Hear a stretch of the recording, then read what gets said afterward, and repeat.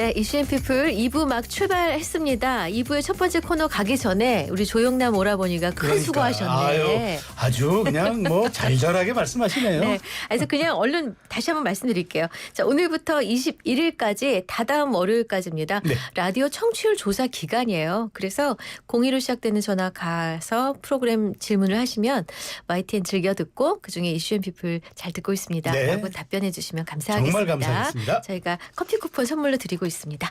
자, 2부의 첫 번째 코너는 잘 채운 뉴스의 정채운 아나운서. 어서 오세요. 네, 안녕하세요. 오늘도 이틀 연속 나와 있습니다. 앞으로 계속 나오실 분이잖아요. 그렇죠. 이제 하루씩 늘어나야죠. 계속.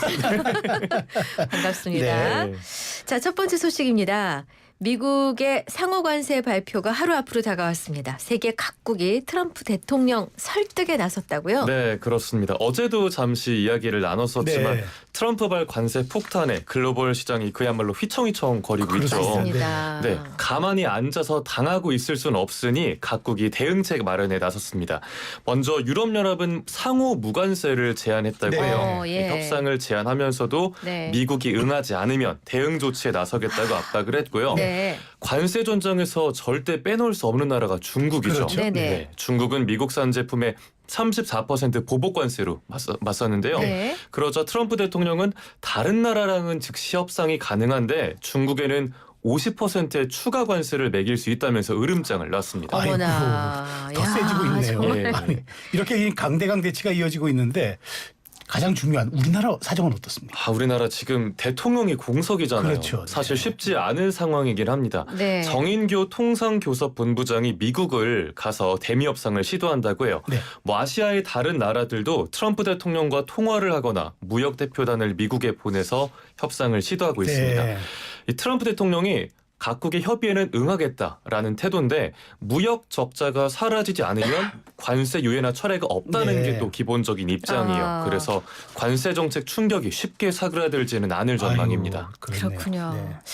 자, 다음 소식도 관세 전쟁의 여파라고 볼 수 있습니다. 글로벌 증시가 하락 중인데 개인 투자자들이 레버리지 ETF에 몰린다면서요? 네, 일단 레버리지 ETF가 네네. 뭔지부터 예, 짚어봐야겠죠. 파생 상품을 활용해 추종하는 기초자산 수익률 두세 배를 추구하는 상품입니다. 네. 저는 심장이 작아서 레버리지는 절대 못 건드리거든요. 네네. 네, 이게 증시가 오르면 수익을 극대화할 수 있는데 문제는 하락 국면에서 손실이 눈덩이처럼 불어나는 하이리스크 하이리턴 상품입니다. 그러니까 고위험 고수익 상품인 거죠. 그렇죠. 네. 네, 투자자들이 지금이 뭐 주식이 하도 떨어지니까 저점이다라고 네. 판단해서 레버리지 상품을 사들이고 있는 겁니다. 네네. 최근에 서학개미들이라고 하죠. 네. 네, 미국 주식 투자자들이 가장 많이 사들인 해외 ETF 1, 2위가 네. 각각 필라델피아 반도체 지수 또 나스닥 100을 추종하는 레버리지 ETF였습니다. 네. 동학개미가 순매수한 ETF 1, 2위도 각각 코스닥, 코스피 추종하는 레버리지 상품이었고요. 네. 자, 그러니까 그러면- 오를 거라는데 투자하는 거죠? 네. 근데 만약에 떨어지면은 2배 이상의 그렇죠. 손해를 보는. 아하. 그러니까 네. 이 레버리지 ETF가 말 그대로 고위험이지만 고수익을 낼 수 있는 그런 그 상품인데 이게 상승장이면 불장이면은 땡큐인데 네. 하락장이면 이거 어떻게 됩니까? 맞습니다. 진짜 무섭게 떨어지게 네. 되죠. 네네. 여기가 바닥인 줄 알고 자리를 딱 잡았는데 그 네. 바닥이 또 뚫리고 네. 또 네. 뚫리고 그럼 손실은 계속 불어나겠죠. 엄청나죠. 네. 네. 근데 또 흥미로웠던 게 한국인 투자자들의 투자 양상에 대한 지적이 나온다는 거였어요. 어떻게요? 네, 한국은행이 이미 지난달에 서학개미 이제는 분산 투자가 필요할 때라는 제목의 보고서를 네. 냈었고요. 네. 또 투자자들을 규칙을 제대로 알지 못한 채 게임에 뛰어드는 오징어 게임 참가자에 비유한 분석도 그렇구나. 미국 쪽에서 나왔습니다. 네, 그 네네. 오징어 게임 대사 중에 한 판 더 이거 있었잖아요. 네, 네네. 한 판 더 외치기 전에 예, 예. 좀 투자자분들 많은 주의가 필요해 보입니다. 갑자기 영화 제목이 생각나는데 묻고 더블로가 영화 대사 중에 그러면 안 되잖아요. 안 되죠. 예. 이 증시는 포트폴리오를 짜야지 맞습니다. 묻고 더블로가는 안 되잖아요. 네. 근데 일단 그 안에 들어가서 이게 막 팽팽한 긴장감 속에 따보기도 하고 읽기도 하고 막 거 들어가 있잖아요. 그러면은 막 베팅하고 이런다니까요. 도박하는 것처럼. 그러니까 그러면 안 돼요. 안 되죠. 안 되죠. 도파민은 도는데 위험할 수 있다는 그럼요, 걸 그럼요. 유의하셨으면 좋겠어요. 네. 네, 큰일 납니다. 자, 다음도 경제 소식이군요. 삼성전자의 올해 1분기 잠정 실적 나왔습니까? 네, 오늘 딱 발표가 됐습니다. 네. 그런데 시장 기대치를 웃돌면서 실적 반등 기대가 커지고 있어요. 그래요. 네. 올 1분기 영업이익이 6조 6천억 원, 매출은 79조 원 정도로 집계됐는데요. 네. 삼성전자 최신형 스마트폰이죠. S25 출시 효과가 연초에 있었고 또 주력 사업인 메모리 반도체 분야에서 예상보다 선방을 한 게 네. 한 몫을 한 걸로 보입니다. 최근에 중국에서는 소비 촉진 정책을 펴면서 메모리 사업하기에는 긍정적인 환경이 만들어졌었고요. 네. 또 트럼프 행정부 관세 시행을 앞두고 메모리 출하가 급증한 점도 메모리 디램 실적이 괜찮게 나온 배경으로 분석됩니다. 그렇군요. 네. 자, 삼성전자가 최근 부침을 겪는 흐름이었는데 이제 그러면 앞으로는 6만, 7만 전자 반등에 대한 기대가 좀 커지겠는데요? 좀 많은 분들이 아마 그렇게 반등하기를 네. 기대하지 않을까 싶어요. 네, 메모리 업황 자체가 그래도 개선되는 분위기라서 삼성전자 입장에선 1분기에 저점을 찍고 4분기까지 쭉 이렇게 올라가는 흐름을 기대하고 있을 텐데요. 네. 다만 역시 변수는 또 미국 관세 정책 여파입니다. 네. 일단 반도체는 그 25% 상호 관세 대상에서는 빠졌는데요. 네. 트럼프 대통령이 반도체를 대상으로도 품목 관세를 도입하겠다고 밝혀서 마냥 장밋빛 낙관적으로만 보기는 어려운 상황입니다. 아이고 참. 전 세계가 어렵네요. 트럼프의 입만 보고 그러니까요. 있으니 그러니까요. 이게 맞나 싶기도 하고. 자, 다음 소식입니다. 100만 원이 넘는 아기띠를 포함해서 값비싼 유아용품이 온라인 커뮤니티에서 화제라고요. 네, 저 좀 보고 깜짝 놀랐어요. 네, 아기띠가 100만 원? 어떻게 100만 원이 넘나. 제가 뭐 육아 경험이 없기도 하지만 글쎄요. 일반적으로 제가 알던 가격이랑 굉장히 다르더라고요. 그 아기띠가 아기 안아 올리는 그 슬링 같은 거죠? 네. 아, 예. 그게 연인 이승기 씨가 사용한 아기띠가 네. 뭐 찾아보니까 100만 원이 넘는 제품이더라. 네. 이런 기사가 나오면서였어요. 네. 네. 네, 실제로도 고급 유아용품 인기가 높아지고 있다고 하는데 네. 이게 특정 국가, 뭐 우리나라뿐만의 현상은 아니고 세계적인 현상이라고 아, 합니다. 그래요? 네. 우리나라에서 고급 브랜드의 유아용품 매출이 매년 증가하고 있는데 이게 구매력 자체가 그렇죠. 올라간 영향도 있고 또 저출생 시대다 보니까 하나뿐인 아이에게 집중 투자하면서 고급 유아용품 수요가 늘고 있습니다. 익선 씨 우리 저 육아할 때 포대기 포대기 그쵸? 포대기가 지금 이게 지금 아기띠죠. 아기띠잖아요. 예, 그렇죠. 야, 그러니까 이제 이게 점점 진화해서 네. 마주 앉는 아기띠가 있었고요. 네. 그다음에 아기가 엄마 아빠와 같이 정면을 바라보는 아기띠가 오. 있고 굉장히 다양하게 진화했거든요. 참.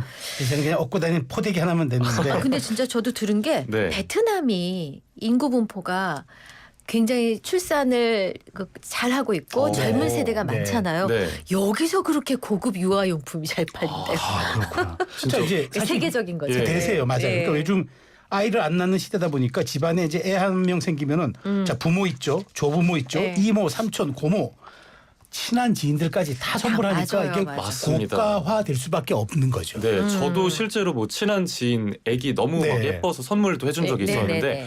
이런 현상을 텐포켓 현상이라고 텐포켓? 하더라고요. 텐포켓? 그러니까 주머니 10개에서 주머니가 다 10개다. 나온다 이거죠. 네, 이모 삼촌 용돈 다 나온다 이겁니다. 쌈짓돈서부터 네. 지갑에까지. 네. 그리고 또 VIP 대신에 VIB, 그러니까 Very 아, Important Baby. 베이비. 베이비. 네. 아. VIB 소비라는 VIB. 말도 등장했습니다. 야, 참. 참 뭐 귀하게 얻은 하나 있는 아이한테 그렇죠. 온 집안이 다 뭐 좋은 거 먹이고 입히고 사주고 이런 마음 다 똑같잖아요. 네. 그래서 특정 수입 유아용품이 좋다고 소문이 나면 유행처럼 번지는 경우도 덜어 있고요. 네. 네. 몇몇 유명한 유럽 브랜드가 있는데 유모차 최고급 모델이 480만 원 하는 것도 있대요. 아이고. 정말 좀 꽤나 비싸죠. 차값인데. 그러니까 웬만한 중고차 중고차. 가격이네요. 네. 차값이. 유모차니까요. 네. 아, 저 뭐 유모차 외에도 백화점에서는 100만 원이 훌쩍 넘어가는 아기 침대, 의류, 또 젖병, 소독기 등등 명품 아동 브랜드 매출이 증가세입니다. 근데 이제 이 아이가 커서요. 나중에 자기가 부양할 사람의 수가 10 피플이쯤 그럴 수 되면 있겠네요. 내가 네. 언제 그거 해달라 그랬냐. 그렇죠. 나 이거 뭐냐 이럴지 몰라요. 그래서 참 벌써 약간 흥미로운 걱정이 되네요. 분석입니다. 네. 자, 다음 소식입니다. 청와대 관람객이 평소의 3배 정도 늘었어요. 네, 맞습니다. 네. 저는 아직 청와대가 개방된 이후에 못 가봤는데 네. 두 분 가보셨나요? 저는 거기 근무했었어요. 아, 그걸 깜빡하고 있었네요, 제가. 저는 가봤어요. 여기 오. 행사가 있었어요. 참 가보고 싶었는데 아직 네. 못 갔습니다. 그런데 지난 주말 이틀 네. 동안에 그 윤석열 전 대통령 파면되고 맞은 첫 주말이었잖아요. 네. 이틀 동안 15,000명이 몰렸고 네. 이게 평소 관람객의 와, 3배 많이 몰렸네. 정도였다고 해요. 어머나. 그리고 어제는 평일이었잖아요. 네. 어제도 관람객으로 발 디딜 틈이 없었다고 하고 본관 앞에는 대기줄이 150m 가까이 늘었었다고 합니다. 딱 나들이 가기 좋은 계절이라 몰린 건가요? 그렇죠. 아. 뭐 그런데 그 배경 말고 다른 배경도 또 있습니다. 뭐예요? 어, 이제 조기 대선이 6월에 그렇죠. 있죠. 네네. 대선 앞두고 대통령 집무실을 어디로 할 거냐 논의가 아하. 여러 가지 오고 네네. 가고 있는데 집무실을 다시 청와대로 이전할 수도 있잖아요. 그렇죠. 네, 그래서 청와대 개방이 언제 중단될지 모르는 마음에 관람객들의 행렬이 이어지고 있다고 합니다. 진짜 빠르다. 그러니까요. 또 그런 생각까지 하셨을까? 네. 예, 참, 알겠습니다. 아, 진짜 그거 있잖아요. 네. 뛰는 사람 위에 나는 사람 그 생각이 네, 났어요. 자, 마지막 소식입니다. 국내 첫 외국인 무형유산 이수자가 선정됐어요. 맞습니다. 주인공이 현재 배제대학교에 재직 중인 미국인 조슬린 클라크 교수인데요. 네. 활동명이 조세린입니다. 그러니까 네. 조슬린이니까 조세린이 조세린. 좀 발음을 네. 비슷하게 네네네. 지었대요. 네. 직접 지은 활동명인데 새 조자 위에 예. 북녘 북자를 붙여서 알래스카 조씨 알래스카죠. 창작해서 쓰고 있다고 합니다. 알래스카죠. 아주 좋아요. 아, 네, 아주 신박한데. 특이하다. 그러니까요. 네. 네, 이 알래스카 네. 조세린 교수는 전북 무형유산 제40호 가야금 산조 이수자로 선정됐는데 어머 네. 세상에. 이 무형유산 이수자가 10년 이상 배운 한국인들도 떨어지는 경우가 많을 정도로 야, 쉽지 이게 않은 어려운 네. 과정이라고 합니다. 음. 네, 무형유산 이수자는 국악계 명인과 무형유산이 되기 위한 초입길로 통하고요. 아, 대단하네요. 진짜 대단합니다. 네, 근데 네. 이분이 어떻게 가야금에 빠지게 됐대요? 원래도 뭐 일본, 중국 그런 동양 현악기에는 관심이 많았대요. 아, 그런데 네. 중국 유학을 마치고 미국 돌아갔다가 우연히 한국 연주자를 만나면서 가야금을 알게 됐고요. 네. 네. 대단한 게 직접 국립국악원장한테 편지를 보내서 장학학생으로 입학을 했대요. 세상에. 네. 세상에.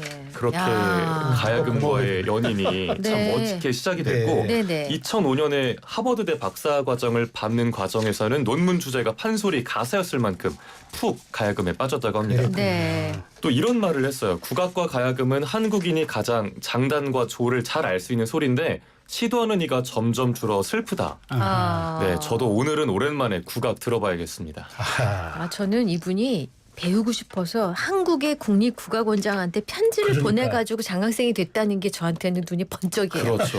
나 왜 이렇게 안 돼? 아, 나는 진짜 뭐가 해도 안 되는 사람이 이러지 말고 그렇죠. 도전. 좀 네, 하셔야 될 것 같아요. 시작하면 시작됩니다. 자, 그렇습니다. 오늘 준비된 뉴스 모두 살펴봤습니다. 이제 잘 채운 퀴즈 내주세요. 네, 오늘의 잘 채운 퀴즈입니다. 오늘부터 서울 여의도 벚꽃 축제가 시작이 됐죠. 네. 이번 주말까지 벚꽃의 절정을 만끽하러 온 상춘객들로 거리가 찰 것 같은데요. 여러분은 벚꽃 명수하면 어디가 가장 먼저 떠오르시나요? 아마 이 퀴즈의 정답 이곳이라고 답하신 분들 많을 것 같은데 네. 오늘의 퀴즈입니다. 네. 매해 군항제가 열리는 곳입니다. 군항제. 아, 네, 이곳은 어디일까요? 이거는 힌트가 필요 없을 것 같은데. 그래도 드리겠습니다. 그 얘기를 들으니까 네. 너무 서운해하시는 네. 영양과다 날지 못할 네. 힌트요죠. 그리고 뭐 우리 벚꽃 소개하는 문자 보내달라고 또 말씀 주실 거죠? 네. 네. 오늘도 정답 보내주시면서 네. 숨겨진 우리 동네 벚꽃 명소 있어요. 각 음. 동네마다 숨어 있어요. 있거든요. 네, 네, 네. 네. 네. 자, 그러면은 일단 문자 먼저 알려드릴까요? 샵 0945 우물정 0945 1위로 정답 보내시면 되고요. YTN 어플과 유튜브 댓글창 무료로 보내실 수 있습니다. 자, 힌트 요정. 여기 군항제는요. 네. 사람들이 벚꽃 때문에 시작됐다고 생각하는데 그게 아니라 1963년에 이순신 장군을 추모하기 위해서 생긴 행사가 3, 4월에 벚꽃 시기와 겹쳐서 아, 이게 그 군항제가 된 거예요. 그래요. 남쪽에 있겠죠, 당연히. 남쪽에 있고 36만 그루의 왕벚꽃 나무가 있는 곳인데 36만? 무루. 그래서 이게 와. 한 번에 쫙 꽃비가 날릴 때 이 장관이라는 거 아닙니까? 네. 과거 뭐 현재도 마찬가지지만 우리나라 벚꽃 축제를 대표하는 곳이고 여기에 이제 해군 기지사령부도 있고 해군 사관학교도 있어서 군항제로 불리는데 핵심적인 힌트 드려야죠. 네. 기침 가래가 끓을 때 먹는 약을 뭐라는지 아세요?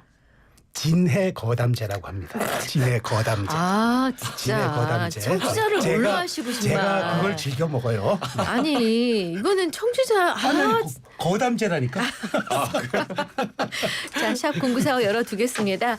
잘 채운 뉴스에 정채운 아나운서 보내드릴게요. 수고하셨습니다. 잘 들었습니다. 고맙습니다. 영탁의 노래 찐이야.